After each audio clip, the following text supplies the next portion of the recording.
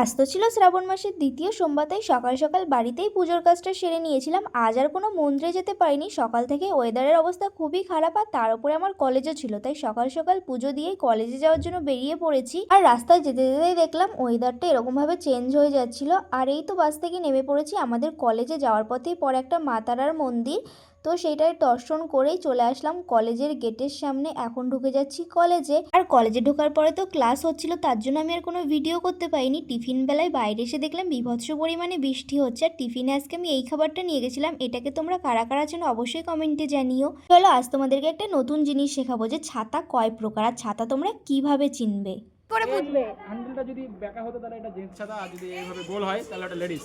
ওই যে খুশি কি বলছে, ওটাই তো। লাইভ এক্সাম্পল, এটা হচ্ছে জেন্টস ছাতা আর এটা আর এটা হচ্ছে লেডিস ছাতা। তো তোমরা জানলে তো ছাতার দুই প্রকার, আর কিভাবে চিনবে সেটাও শিখিয়ে দিলাম। কেমন লাগলো জানিও।